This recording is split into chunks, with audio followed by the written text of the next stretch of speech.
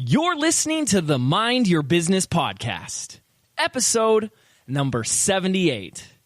Today, we're talking all about what it really takes to launch.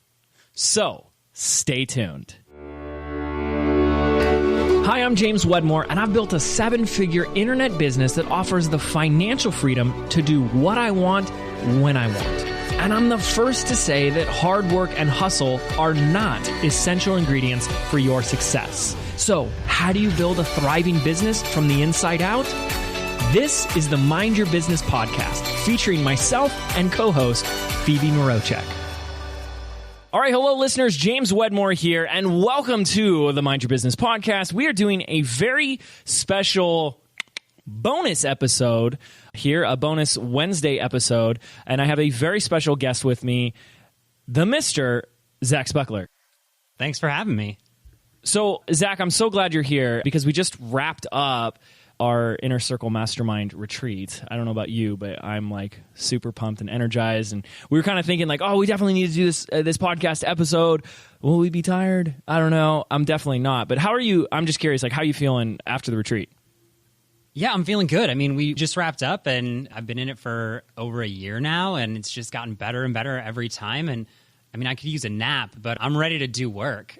Yeah, it's been so extraordinary to watch your growth ever since I met you, and then, yes, last year in the mastermind, to see your growth. And I think why I was so excited to bring you on the podcast is to talk about, you know, one of the themes here on the podcast, the inner work and the inner stuff we got to deal with and the things that you've overcome, the mindset shifts that you've overcome when it comes to launching. And so I know we kind of created a little outline. You've got 3 big shifts that happened over the last year and a really cool alternative to the big launches. I know that a lot of my listeners have big objections around launching for a lot of reasons, one of which is the time, effort, and energy that it takes to do a launch, the amount of people and resources that it takes, the amount of money it can take, and the whole, let's not get even started on the who am I to be doing this, imposter syndrome, but all that stuff wrapped up in a little bow that keeps us from getting our product, our offer, our message out to more people to make the impact that we truly want to make. And I think today on this episode, we're going to not just talk about the inner work that's gone on, but also a outer work, a simple strategy to getting our stuff out to more people. But what I'd like to start with first, Zach, is kind of see if you could share a little bit about the results or the transformation that you've had just in the past 12 months or so. Yeah, absolutely. So, I mean, the last 12 months have been pretty crazy, I think is the best way to explain it. And I've gone through a lot of transformation. And I remember when I first joined the Inner Circle, I had just hit the 6-figure mark. And I remember this conversation so vividly that you had said to me, how many people are on your team? And I was like, well, nobody, because we just made 100,000. So there's no reason to have a team. And I mean, now a year later, we just hired a bunch of people, and I've got a great VA on my team who's becoming a manager. We're bringing in a new assistant in a couple of weeks. We've got an editor on staff. I mean, it's been absolutely crazy. And I think the biggest transformation I remember, I'm so confident it was you that said it, that after $100,000, it's really all mental. And when you first said that to me, I was like, okay, sure it is. And then over the past year, like, it's totally true. And I think the biggest transformation I've gone through is recognizing that the zeros on the end of whatever you want to do are math.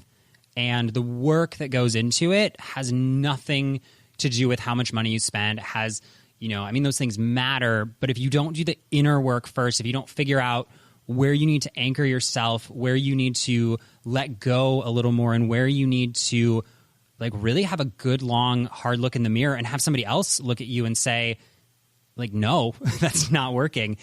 I think that that's been the biggest transformation, is really embracing that the math will work itself out. The mindset is what I need to actively be working on a majority of the time. I love that. Sometimes I don't remember the advice or things I share with you. Sometimes I black out during all of it. But that sounded really cool. And I would see why I would say that, because I think if you can get to the, that why it's 100,000, I don't know, but it does prove the model. It proves that something's working, and it proves that that's what people want and they're willing to pay for it.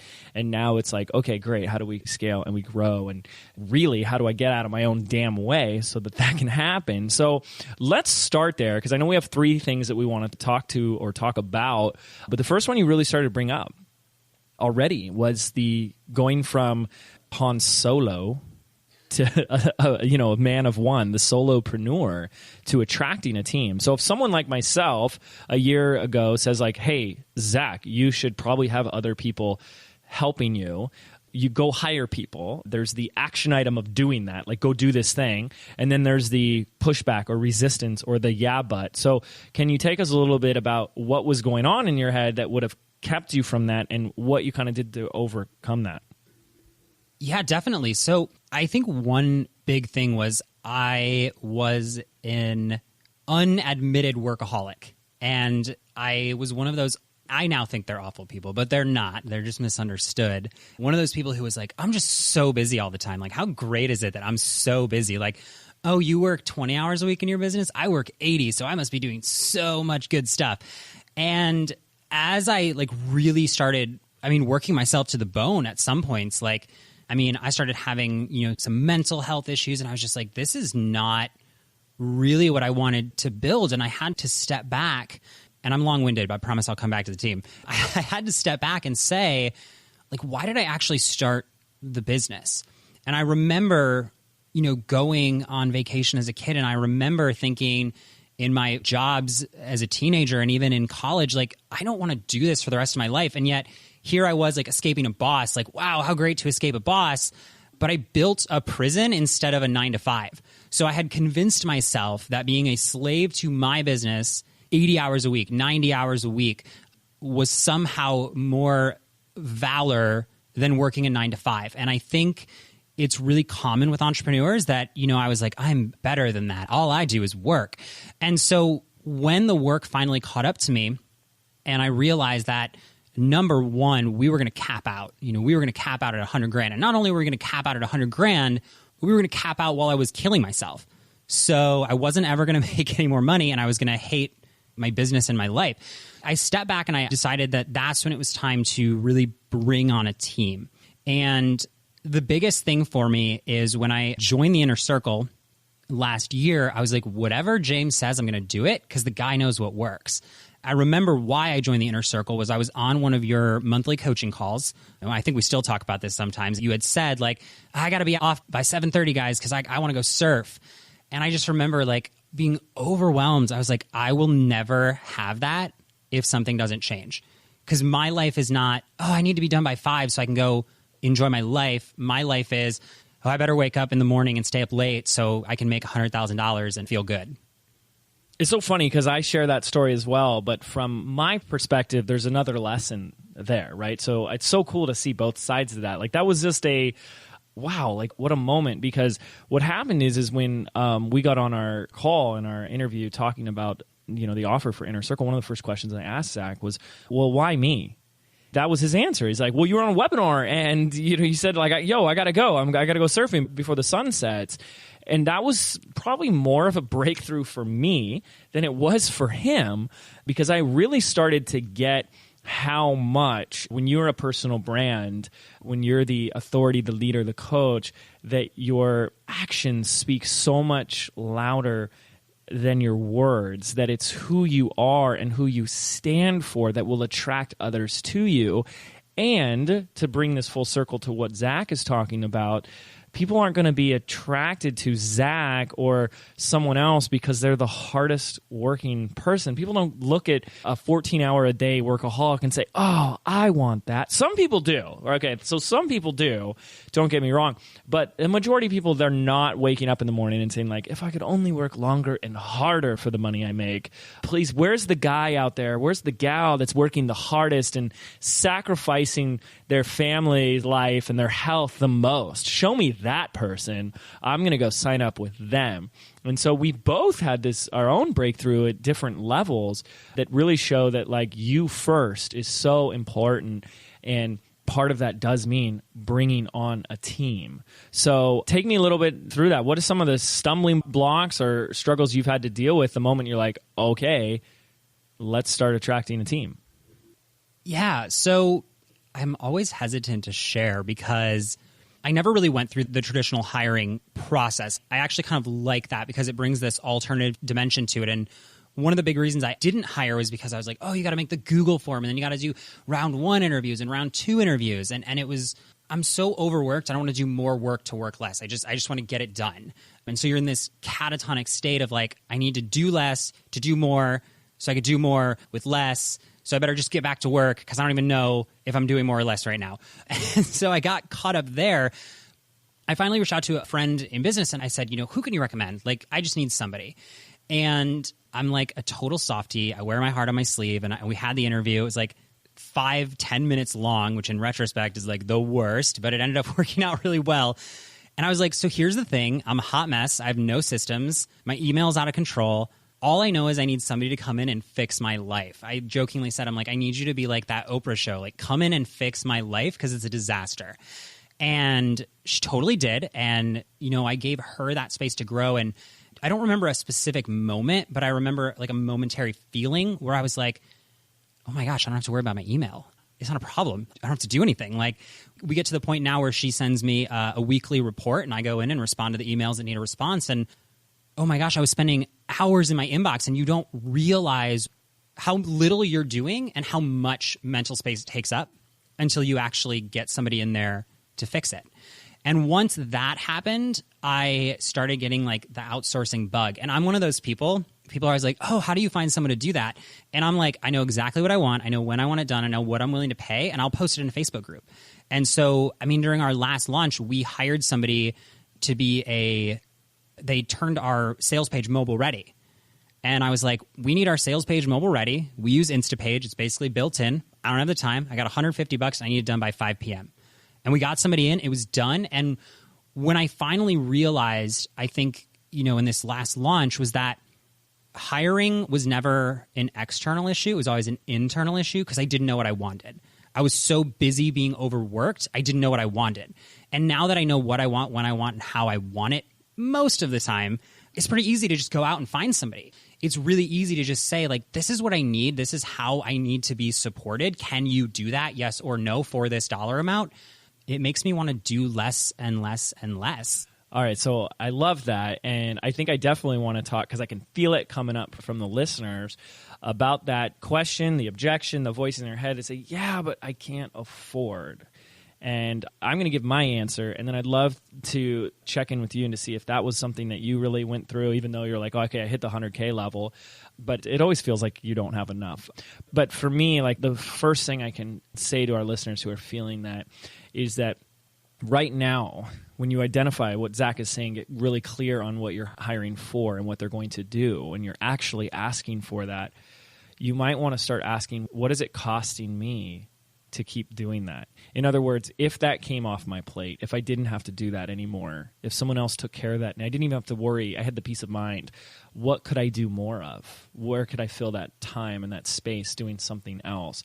And that's what happens. Like when I can spend a few hours of my day on the high level activities that generate revenue, focus on the 5%, it is so worth it to continually attract the right people into your team to do everything else. But I'd love to hear, like, did you have to deal with any fear or resistance? And now, like, having more than just a VA or a personal assistant, what's that been like for you?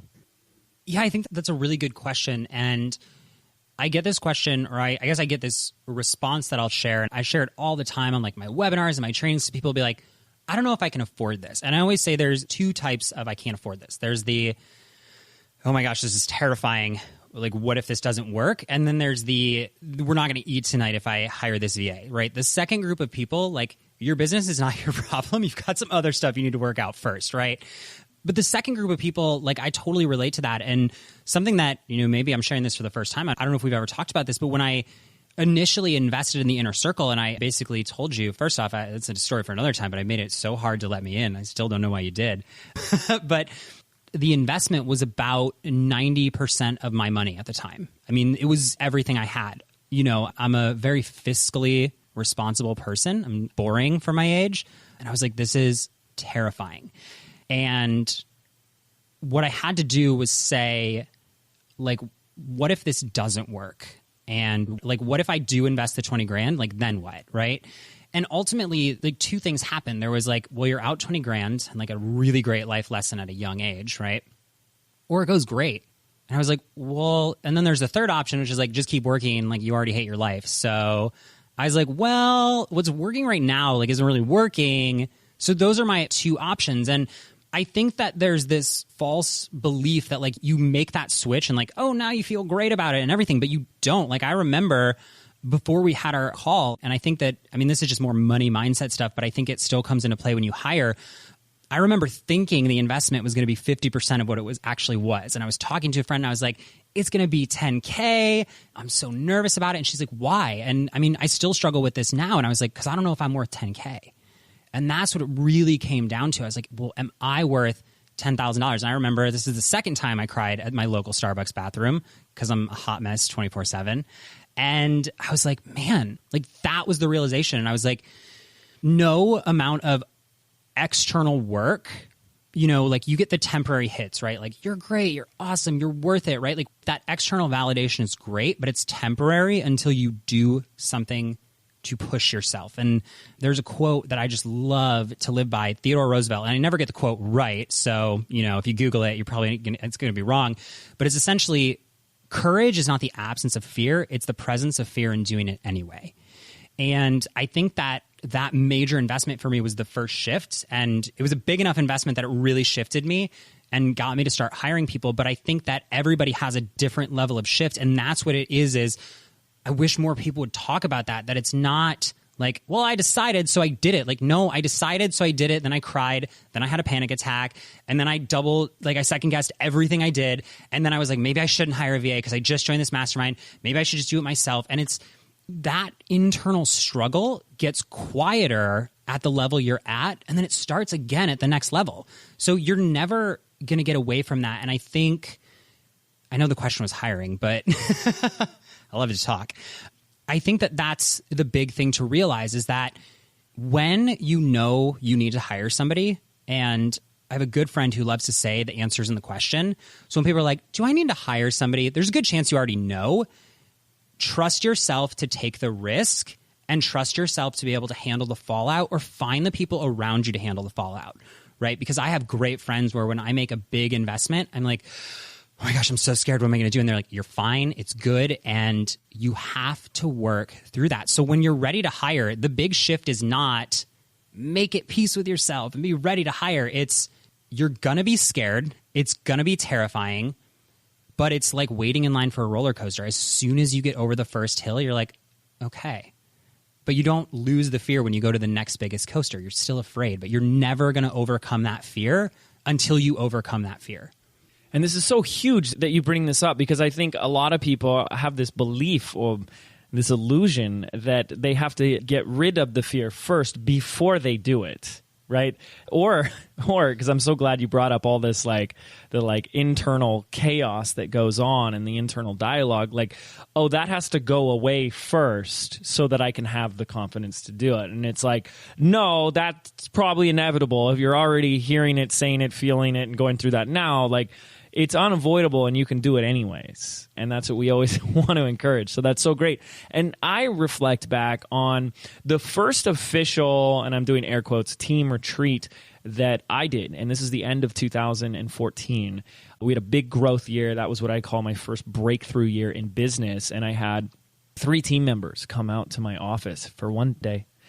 We were here in the office, and I just remember having, they wouldn't know this, but I had this total internal panic attack like halfway through this team retreat because I'm sitting there myself going like, what the hell is going on? Like, these people are like spending the day on my business, and who am I to be asking these people what to do for me? And oh my gosh, and what the pressure and the like, and it was just like I went into total like internal freak out, and I was like, hey, I can keep my cool. They have no idea I'm thinking this right now, which is great.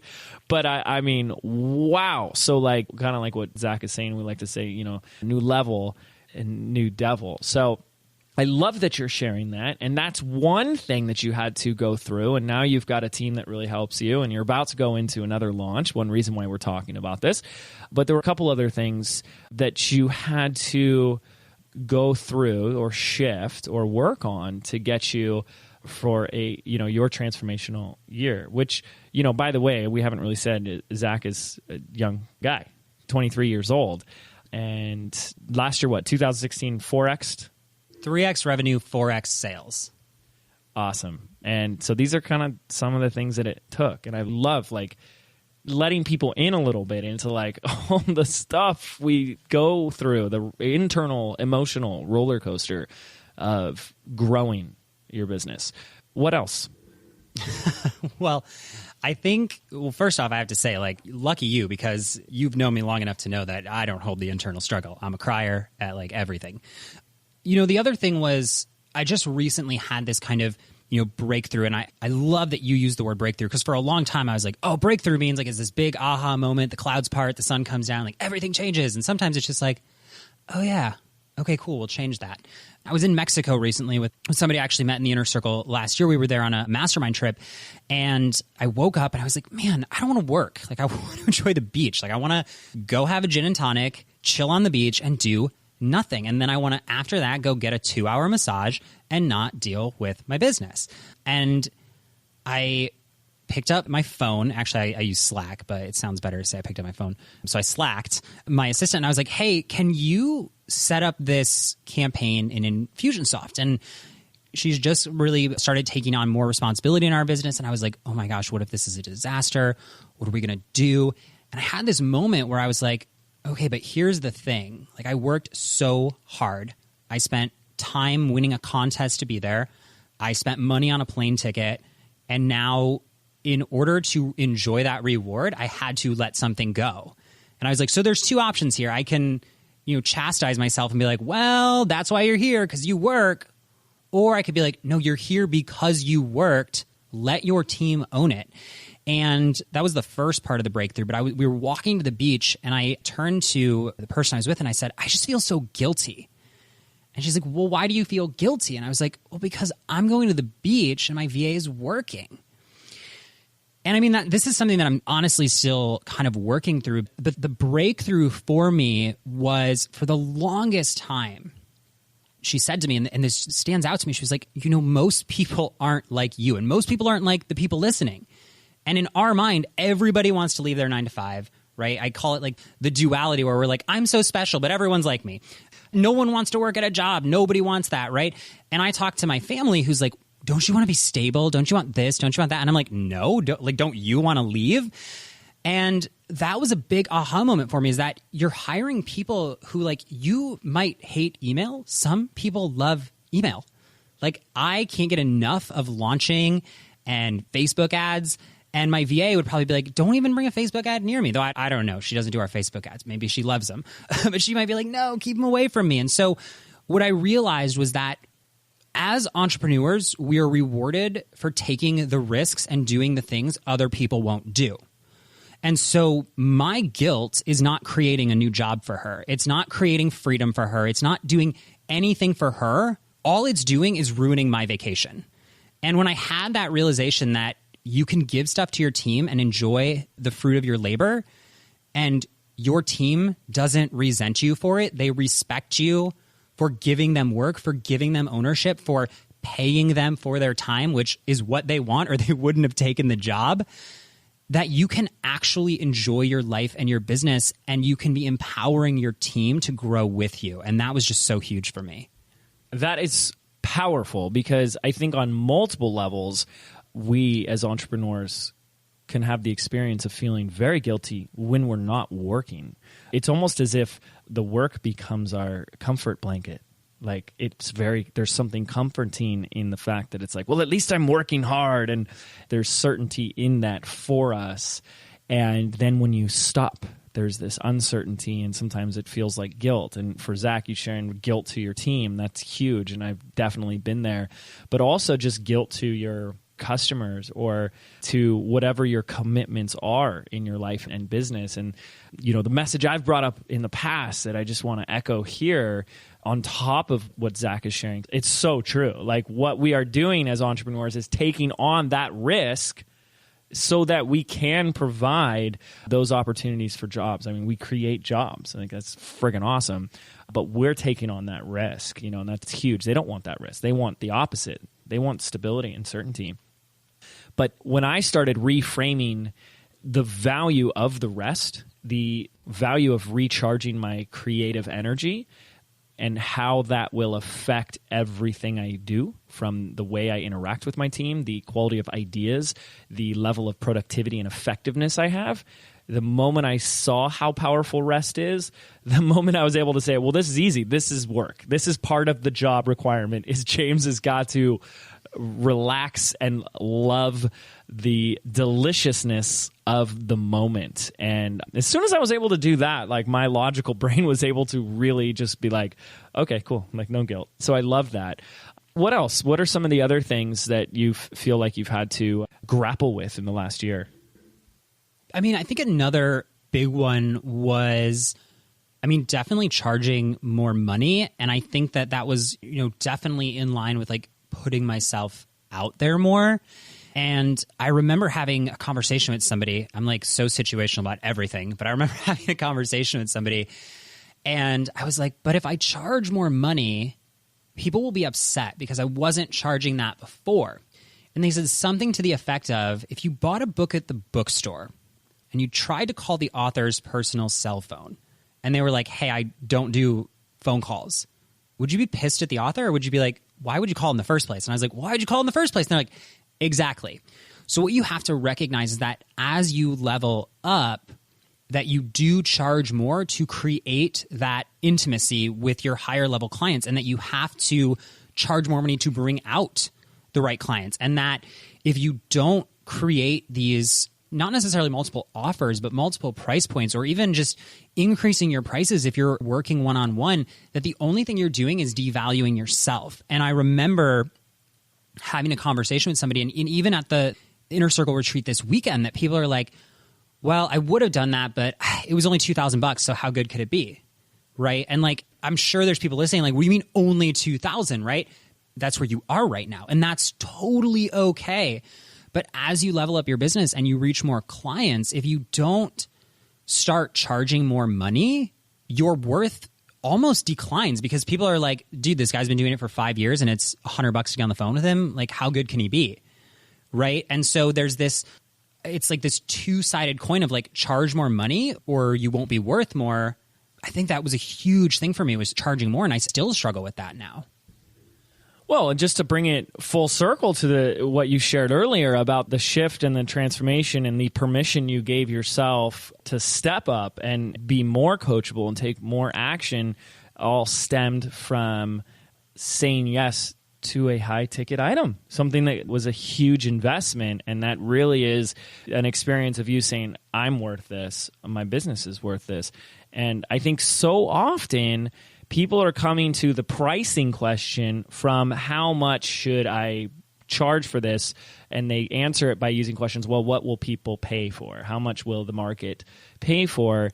And, those are still good questions to ask, but we also want to ask it from the other side, especially as it comes into more coaching and offers such as that, is what type of clients am I looking to attract? Because no matter what price you charge, there's going to be people who can afford it, and there's going to be people who can't, whether this is $1,000, $10,000, or $10. There will be people who can and people who can't afford it. So even though I love it, like it's great that you're so open that it's something you still struggle with. You have raised your prices, yes?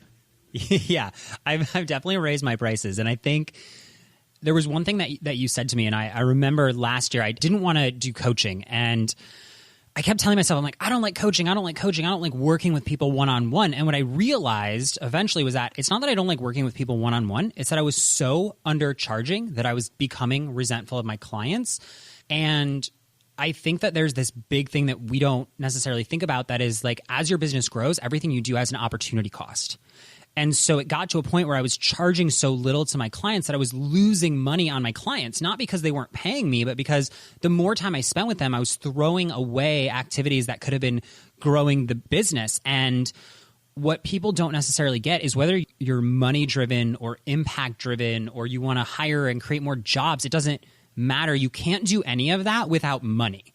And so we almost play this game where we're like, well, you know, if I charge too much, you know, people won't like me. Well, like no one will get to you if you don't charge more because you'll have to close your doors. And so I did start raising my prices, and I started pricing my one-on-one, which I don't really take a lot of one-on-one clients because I found out I really don't love it. I love working with great clients, so I'm very selective. And I raised the prices to somebody approached me and said like, well, what would it cost, or what would it have to cost to be worth your time? And I threw out a number, and they were like, done. Here's the check. And I was like, no way. And I think sometimes we also need that external validation of taking the risk and going for it in an almost controlled environment, right? Because it was a sales call. If they were like, piss off, I'm not paying you that much money, like whatever, it's a sales call. But as soon as they said yes, I was like, you have to look inside and be like, okay, so this person sees $5,000 in value in me. I just share my prices. It's cool. And this person sees $5,000 in value in me, but that's going up. But I don't see it in myself. And so that is number one. I mean, it's heart-wrenching almost to be like, wow, other people value me more than I value myself.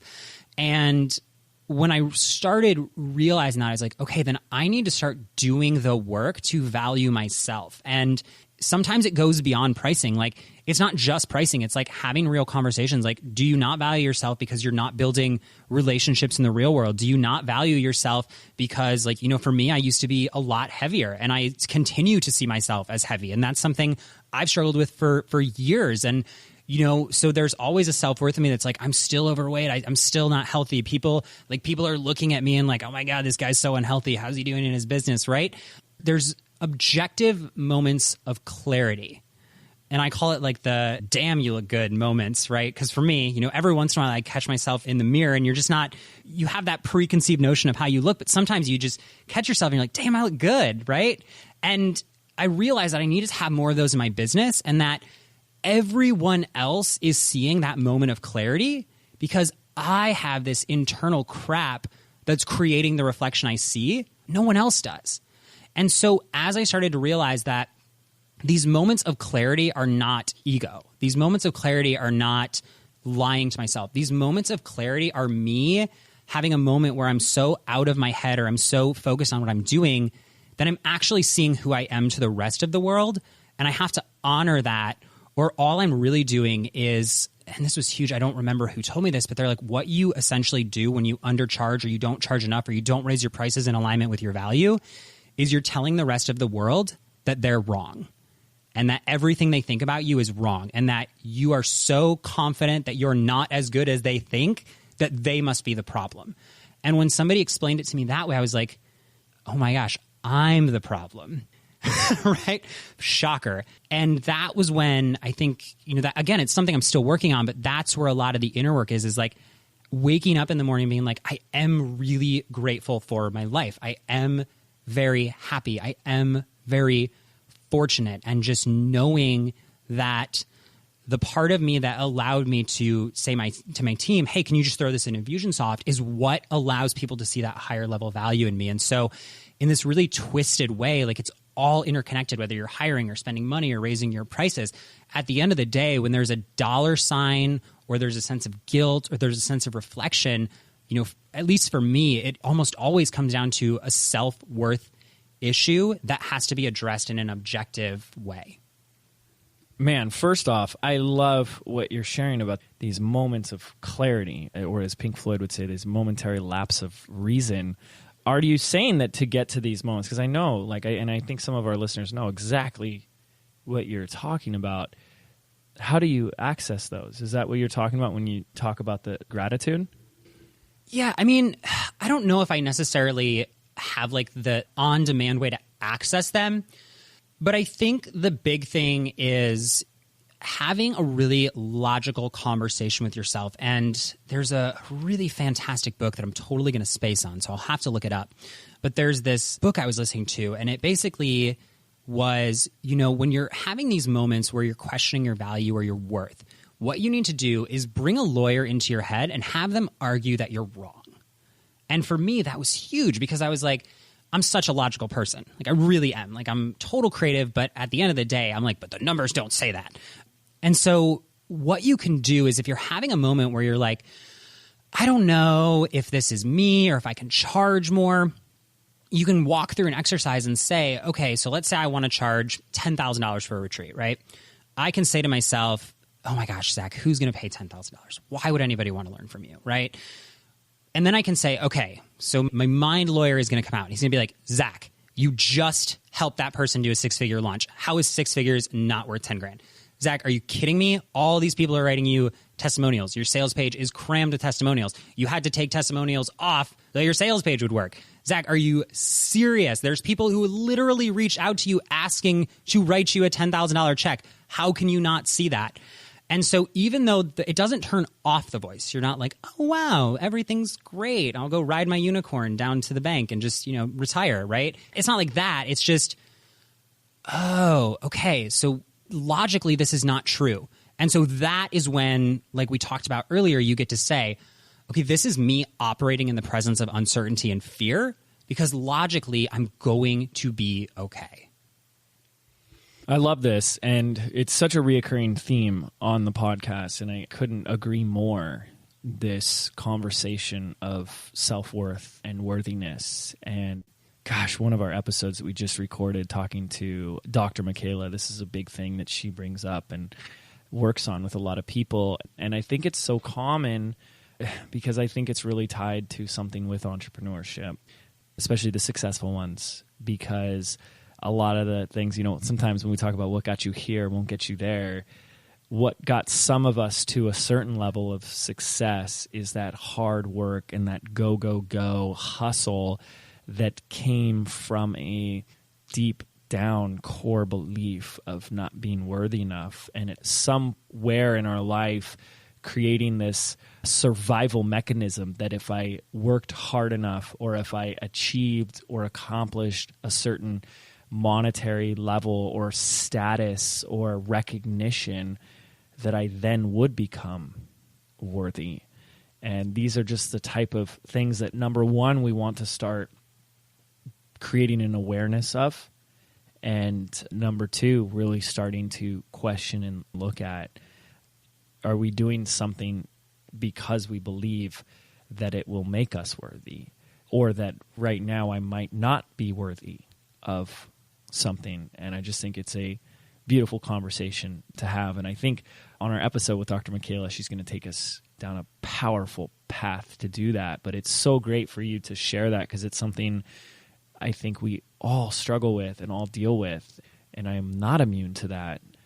And man, the quicker we can just get to that, like the quicker we can just all right, cut the BS here, because this is where a lot of this comes to. And as I listen to Zach and kind of just recap on some of the stuff about hiring the team and putting yourself out there and investing more and charging more, if those are 4 things of advice that someone gives you, like, Zach, I want you to spend more, I want you to hire more, I want you to put yourself out there more, and I want you to charge more, and he doesn't do that because there's a resistance, which, that's why we're here talking about this. Is like, you've all been given the steps. For most people, it's not like there's a shortage of ideas and strategies out there. There's a lack of content on the internet. That's what people are struggling with. There's no content out there. Where's the content, right? But why am I not doing that? Is it not working? Why do I stop? Why do I get distracted? Why do I feel overwhelmed and stuck? And I do believe that there is, and it's nice that Zach can get honest with himself, and I encourage you guys, our listeners, to get honest with yourselves, that there could be a level of worthiness or questioning our self-worth. Do I deserve this? Am I worthy of charging more and receiving more? who am I to be building a team and having a team retreat where people are spending their day talking about my business, right?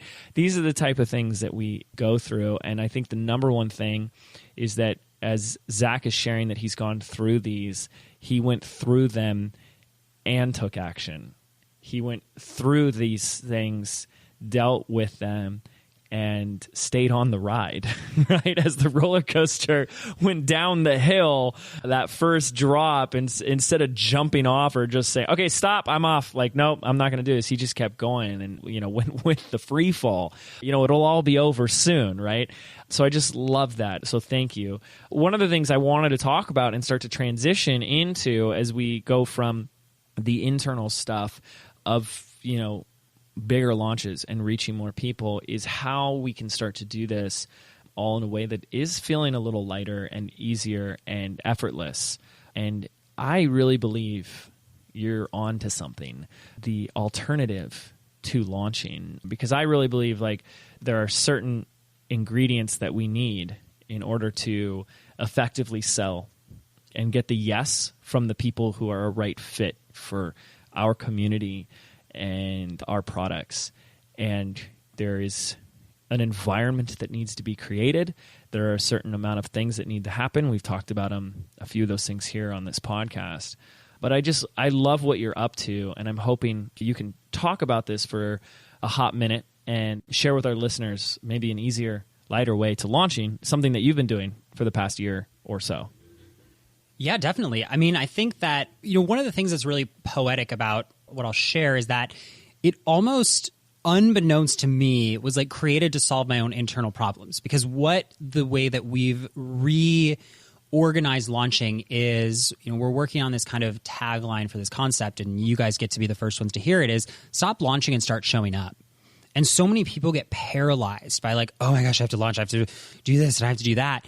And they're like, well, who am I to do this? And why would anybody listen to me? And why would anybody trust me? And unbeknownst to me, like these are all things we struggle with. And I was slowly building this system where we're like, well, who would listen to me? We're like, well, let's find out, right? Let's test that.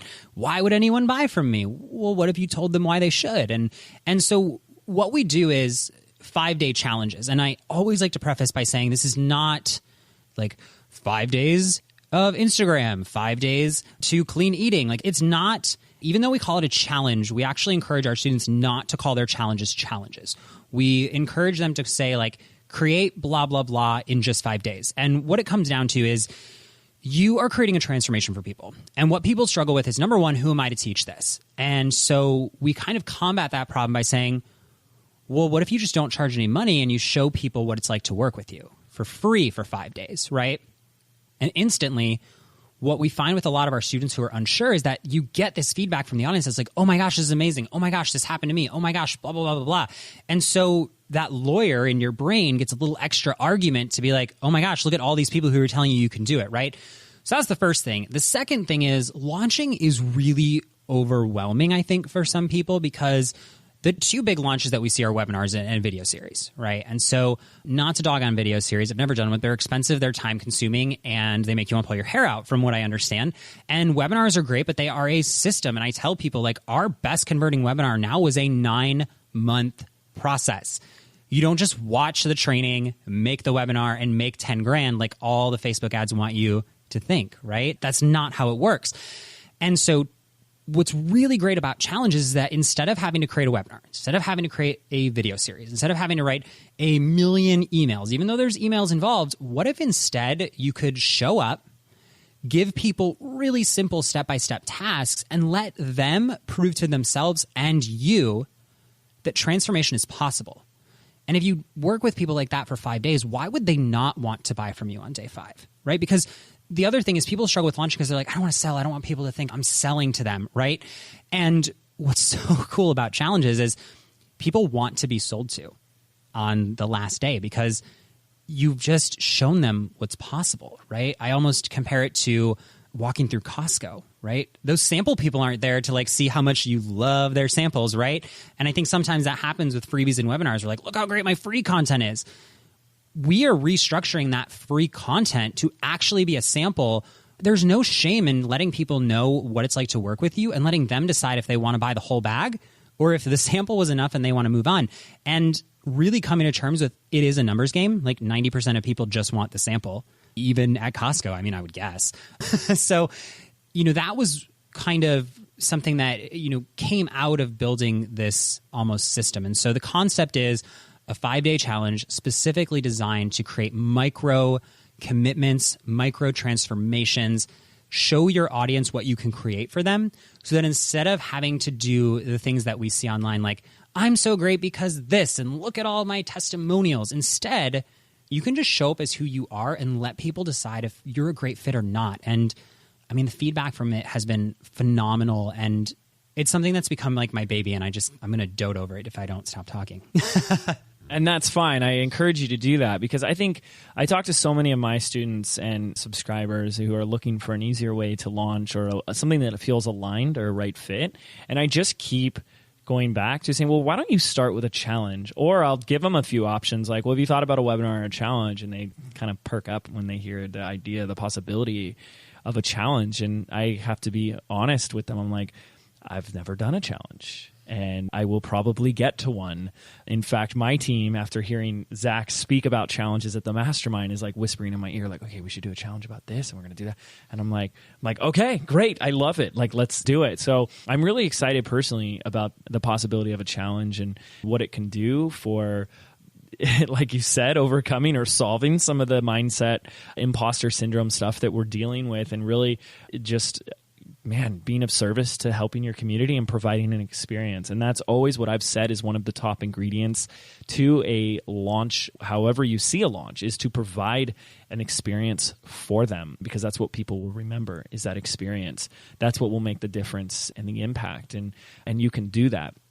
So I think one of the things I want to do before we start to wrap this up is I want to encourage and invite all of you, because I'm going to be bragging and sharing what Zach's got going on like all over the place, because I'm really excited about it. And I look for what is like not just the latest and greatest, because I'm very like adverse to anything flashy or the quick fix or the shiny object syndrome, but what I see as being the next evolution of things. And there are some trends I see that are here to stay. And some of those include things like membership sites have really grown a level of popularity, and definitely surveying and, like Ryan Levesque's Ask and the buckets and stuff, which is huge, but challenges is one of those things that I see. And so, Zach, I know you're doing a challenge on challenges, the challenge inception, if you will. If we sign up for your challenge, what are some of the things that we're going to be experiencing?